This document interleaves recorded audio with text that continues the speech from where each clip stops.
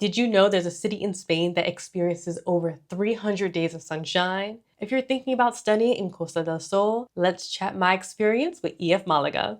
In this video, we will talk about why I chose this school, the curriculum, accommodation, and activities, the true cost of everything, and of course, answering some questions from my IG community. Also, I highly recommend that you go back and watch my EF Tokyo video. I will be referencing a few things from there. For those of you who are new here, my name is Juanita, aka the Caramel Yogi, and your former no sabo kid who had to fly all the way to Spain to learn Spanish. So to that, I'd say bienvenido y gracias as always for one, watching these videos, liking them, leaving a comment, and sharing the videos with your friends and family. It really supports me a lot. And don't forget to subscribe because you want all of this travel goodness coming your way. And because I have been waiting to tell you everything about what has been going on. So let's go ahead and get into it, starting with my motivation. Also, too, I always have my notes. If you see me looking down, it's her, don't worry, don't worry. So why I chose EF Málaga. I was not taught Spanish growing up. Like I didn't speak it in the house. It was never spoken in the house. We didn't watch any kind of Spanish media, listen to Spanish. I had nothing. I only learned English very, very well at that. So I knew I wanted an immersion experience to really learn. And I chose Malaga specifically. I just never been to Spain. I just knew I wanted more like a smaller, not small town feel, but it was the options between Barcelona and Malaga. And how they kind of presented it to me was Malaga to be like, oh, it's by the ocean, a lot more quiet. Barcelona has a lot more going on. So I'm like, oh, easy. I did go sight unseen, but I did do like a little Google search to be like, what happens around the time I'm going? Glad I checked. We had Semana Santa as one of the biggest holidays that they have there. So really enjoyed doing that full week. You can see that over in my vlog. Why I chose Spain for 3 months. It was originally only 6 weeks because the whole point of my sabbatical really was focused on Japan and Spain. The other options were just like an afterthought. So it only started with 6 weeks. I had also planned to go to Costa Rica soon after, but after just having my experience and learning so much Spanish, I just flipped the whole thing around and added, I think, 7 more weeks to my time in Malaga. And in terms of why I chose the general coursework, it's the same exact reason I gave in Japan, my timing, how I wanted to like move around the country, all the same reasons. So let's talk homestay. This is like the biggest difference between Japan and Spain, my experience. Right out the gate, I had a fantastic experience in Japan. My host mom and I are like this. Like I still text her to this day. Like we really felt like a family.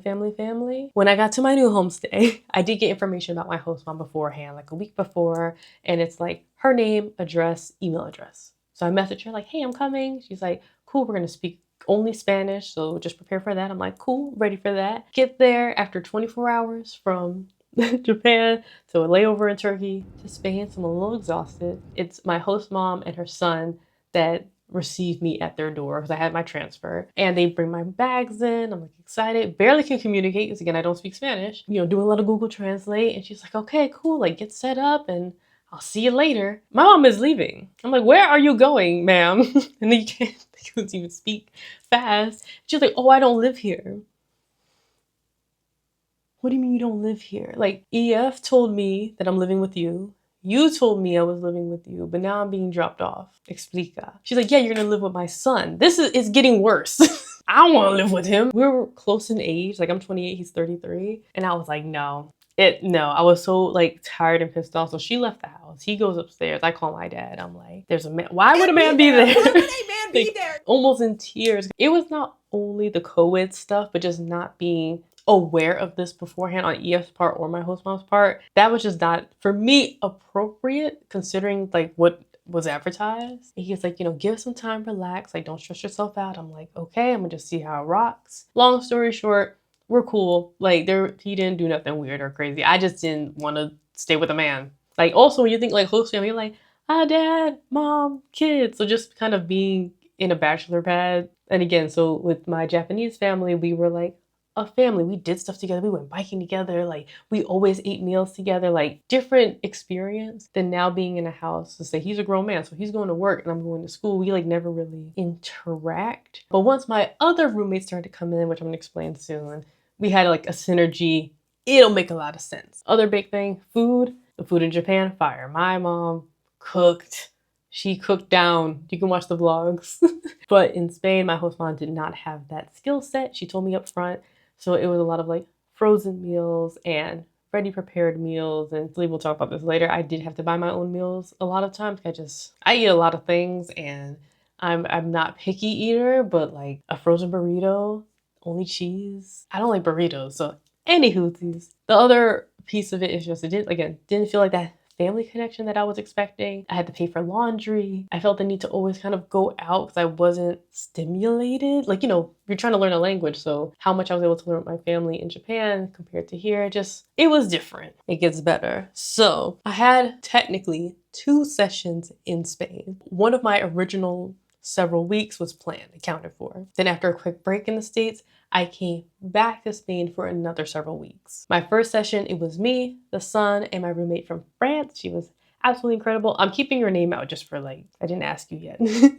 We were actually my host first students, first anyone in her house. So that was interesting. We're all learning how each other work and move. And we did hit a cool synergy of having dinner together, me and my French roommate, we would walk to school together, always search out for a rooftop bar. It was really nice. In making all those plans together, we learned Spanish very fast because we were so intentional with our time. Even though she was French and I spoke English, we both had a meeting point of English, we were learning Spanish. So we only talked to each other in Spanish. It would be very rare, 10% of the time that we would speak in English. So in my second session, my French roommate's gone because we all left. There's only a little bit of time. So now I have my new roommate who's from Brazil. So that was really cool. And she's just a super athlete, but she's also working. She's not with EF. So all that stuff that I had with my French roommate of going to school together, talking about school, making plans around our school time, looking for rooftop bars. We didn't have that same stuff going on because her schedule was busy. We did enjoy the World Cup and stuff. That was nice, but that's after her work shift, not after school at 1 p.m., Also in the second session, I didn't hang out with the son that much. In the first session, we hung out. We went to the beach, went out to eat, went to get drinks. He was more social. But by the second session, I think he was tired of me. Wasn't speaking to me. Tired of me. So I was man, I really just kind of lost a version of him and my French roommate. So it felt, I don't want to even say lonely, but I had to work harder to speak Spanish. I had to go out to speak Spanish the way I was speaking it before. A lot of time by myself in the house, 98%. And honestly, solo travel wise, this was great because I got to just go out on my own time. I didn't have to coordinate with anyone, but I had to be a lot more intentional with speaking Spanish because I didn't have that same vibe at home. Now let's go ahead and move over to the curriculum. You take your language test and you're sorted into a class. So with my basic understanding of Spanish, especially during that time, just what I learned from the US school system and Duolingo, I was placed into A1. What a travesty, dumpster fire trash experience I've ever had. It was horrendous. So the issue with it, I'm not opposed to A1. Everyone got to start somewhere. I'm not that low. And maybe when you're taking your test, I'm I want to get my foundations up. They're oh, A1. It's not probably what the subject matter is. It's the people you're with. Horrendous. I can't find enough words to tell you how terrible A1 classes are here. The teachers have no control. Sorry, I want to say good things about the teacher, but the teachers in A1, I don't know what the hell they're doing. The kids are just loud, obnoxious, terrible. You're in a concrete classroom, so how the noise bounces off the walls, they can't pay attention. They're terrible, they're awful, they're a nuisance. It's so astronomically bad. I left the class midway, maybe not even midway, 15 minutes. There was a girl meowing behind me. It's trash. So I left the class, got switched into the other class. They didn't question me because they know. Got to another class, perfect. Was it harder? Sure. I would take it. It's a very, very common complaint. I talked to anyone who switched out of A1 or graduated out of A1. They're it's terrible. Dealing with the students there are terrible because you get the students who are a nuisance or just there for a vacation. Their parents sent them off. I don't know. It's a nightmare. Anyway, there's a class called Conferencia every Wednesday evening. I went maybe 2 or 3 times in 3 months. It's because I had a 2-hour block. Since I'm in general, I don't have a class during that time. It usually be an even transition, but since I don't have a class, I didn't feel it was ever worth it to stay. The subject matter is not worth staying back for. Skipped all of them for 3 months, and it didn't jack up my attendance by any means, but hey, go if you happen to be around. It's not worth leaving anything for. I do want to be honest and let you guys know I have to keep filming these over and over and over again. I keep crashing out. Sticking to the script, do want to give the flowers to some teachers who taught the conferencia. They were very interesting. Like one teacher was from Mexico and did one on Mexico. Amazing. I learned so much. Loved it. But then you still have the nuisance students in there. So it's like frustrating. So I skipped a lot. Anywhoosies, we were given one main textbook per class. So this is my B1, this is my B2. I also have an A1, but my dad's studying from that right now. And you go through about a chapter a week. You have a presentation on Friday, just like Japan. However,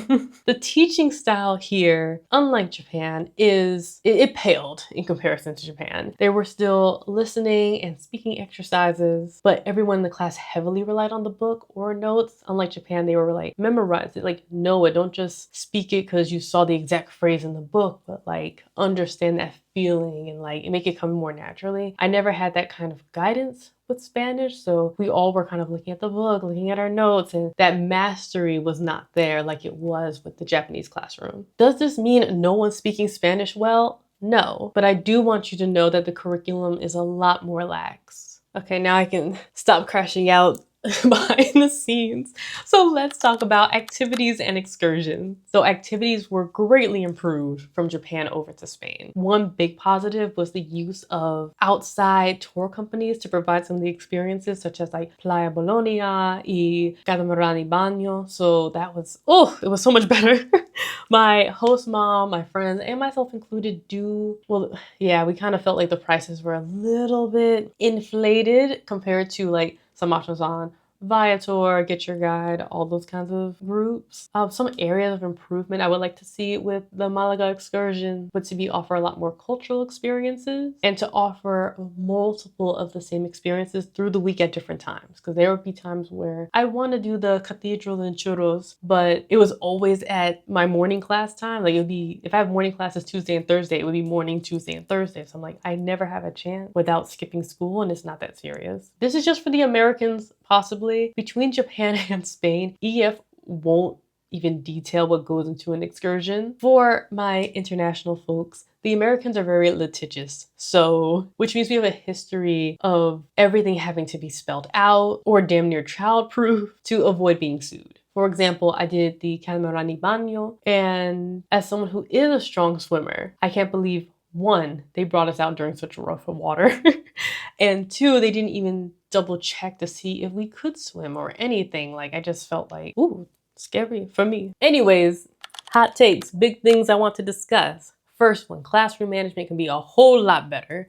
By the time I got to B2, they're serious. Like those kids, like I'm calling everyone kids because most of them are younger. Take it a lot more serious. Our teacher was a lot more serious. Before then, like students are so loud, concrete walls, and so noise is just bouncing around. People coming in late, and just like people be such a nuisance. We would have to damn near like vote as a class to be like, do something. This is too much. We would be like, if the teacher won't say anything, now we're all yelling at this child. Now I'm bullying a 17-year-old because I'm like, you have to be quiet. We can't learn because you just want to yappa, yappa, yappa, yappa. It's too much. Anyway, student services. I have so much I want to say here, but I crashed out in my last take of this. I think they're kind people. They need a lot more help. Whatever they're doing now is not working. This office probably handles too much because they deal with all things housing. I always ran to someone complaining about their host family, where they're staying. I knew people who dealt with a very serious mold issue in their entire house sent to the hospital for bronchitis. I know another host parent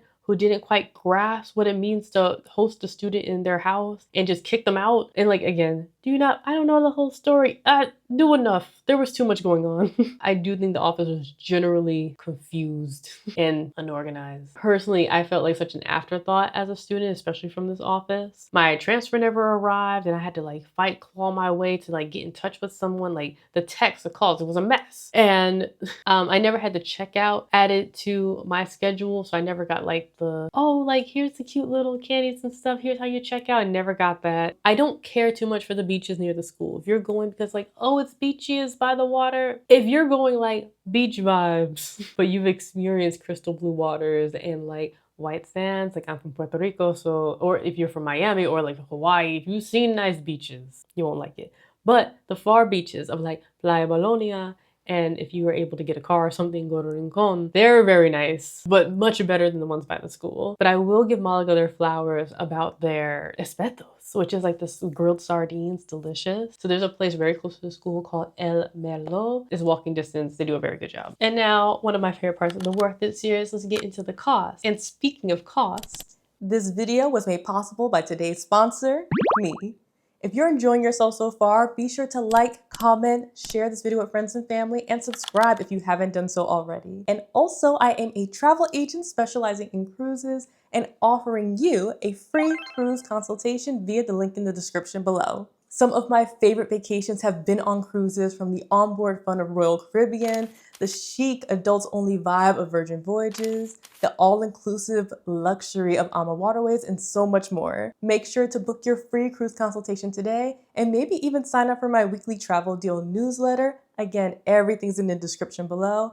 Thank you so much for watching, and let's get back to the video. So usually what I like to do is do a line-by-line breakdown of what I spend and what's involved. But now that information is no longer saved in my app. Gone. Can't even get it. I tried the online, I tried. So while I can't do it like my Japan breakdown, I can at least get us into the ballpark. So what I did, I know what I fully paid for EF, what I paid for Japan, and everything that's left over is what I paid for Spain. That number for 13 weeks, $4,108. Before you get crazy on me on how that's affordable, one, I think it was generally a more affordable school to study at, considering like Japan is in the middle of like the center, all that kind of stuff. EF was messing up big time, big. So they were charging me thousands after I already paid in full. Transfers never arrived, visa confusion. As of filming this video, I still haven't received the transfer funds they promised me, so take that as you will. Some costs I didn't anticipate. Food.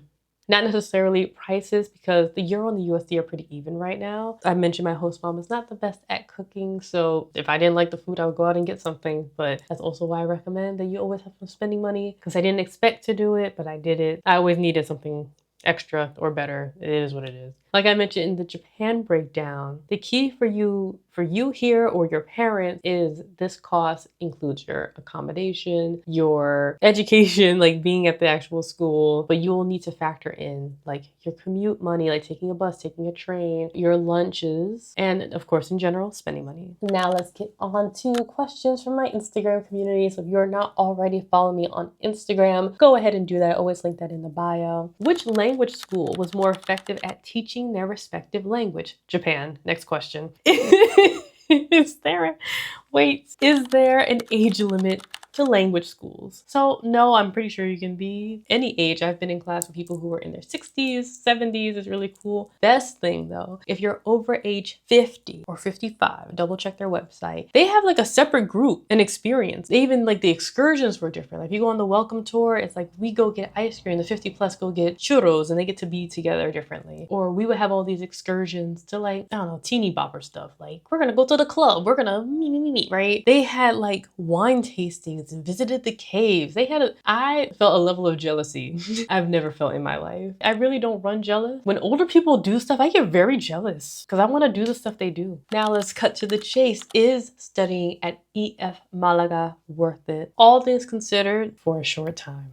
And such a big part of this is your homestay residence experience, and that's kind of like a toss-up. I personally wouldn't do longer than a month. And if I wanted more of Spain, I'd probably go from Malaga to Barcelona. And actually, I'm not trying to be too like shady with this, but I much rather secure a housing setup on my own and maybe go to like a local tutor or option just to avoid all the issues that I had with this school. If you're 50 plus in the separated classes, you know, I think you're gonna have a blast. Disclaimer, after traveling and studying with EF, especially my last session, because I had a good first session with Spain, better session with Spain the first time, I don't see myself ever doing this again. And in terms of recommending this to my friends and family, my general community, the advice would still be only a month with Malaga. I've made some great friends while I was there. I made some incredible memories, but not ones that the school was responsible for or educate us on in any way. With our takeaways, enjoy EF Málaga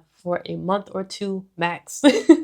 Take the time to research some other schools in the area if you want a more serious learning environment. Double check the activity pricing in your app for different excursions because you may find a more affordable, better option on Viator or Get Your Guide. I know the catamaran thing I did was much better on Get Your Guide than the one I did with the school. And then if you book on your own, you'll have the flexibility of making it work better for your schedule. So if something's offered but you can't go, at least like you can plan it better on your outside excursion. I guess like my last minute takeaway that wasn't in my notes would be just to like advocate for yourself.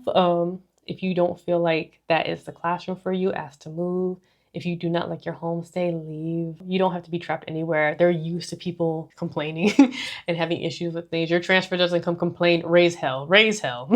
But any whoosies, that's all I have to share about the school. Maybe not, I have a lot more to share that was cut from this video. But if you have any questions you would like me to answer or some insights that I can give you, please feel free to leave a comment below and I will get right back to you. Please like this video if you like this video. Make sure you're subscribed so you can see more of my travel goodness to come. I think, at the time of recording this, I'm about to record my sabbatical retrospective. So all the stuff I learned while I was away for 7 months. And I think that's all I have for you today. So I will see you next time. Bye bye.